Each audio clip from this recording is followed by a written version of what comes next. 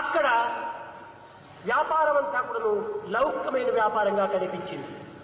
There, people were carrying on business relating to this world. ఇలాంటి పవిత్రమైన దైవ మందిరం లోపల ఇలాంటి హింసాకృత్యాలు జరగవలసింది.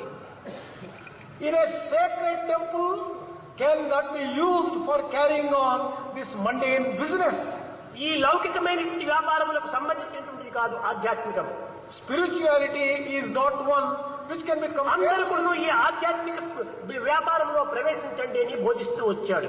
He taught them to undertake the business of spirituality, give up this worldly business. ఈ ఆధ్యాత్మిక ప్రచారం అనేటువంటిది కానీ ఆధ్యాత్మిక యొక్క ప్రేమతత్వములు కానీ కేవలం వన్ వే ట్రాఫిక్ కాదు, ఒక మార్గంలోనే ప్రవేశించేటువంటిది కాదు.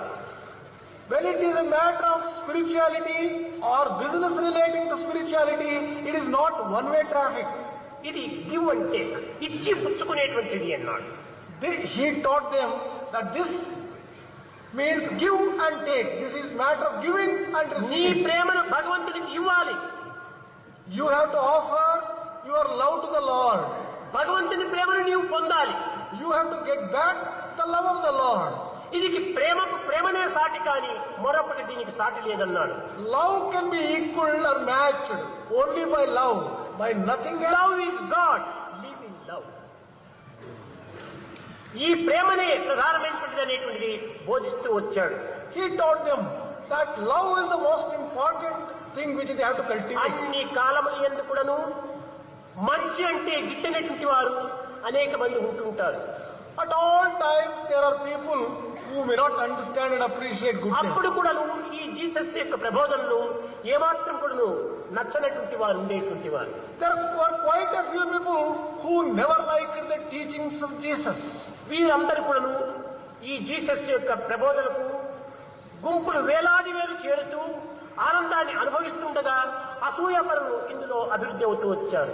When there were thousands of people who gathered to listen to the nectarine sweet words of Jesus, there were jealous people who were among them and who also gathered there. వీరందరూ అనేక విధములైనటువంటి విరుద్ధమైనటువంటి కథలను అభివృద్ధి పరిచి These jealous people began concocting stories against Jesus.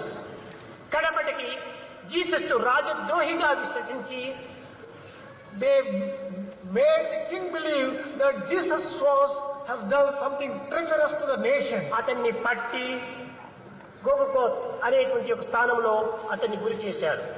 They held him and they crucified him. అది 30వ సంవత్సరంలో జరిగినటువంటిది. That happened at the age of 30. అప్పటి నుంచి కూడాను ఈ జీసస్ యొక్క ప్రబోధనలు దినదిన అభివృద్ధి చెందుతూ వచ్చాయి.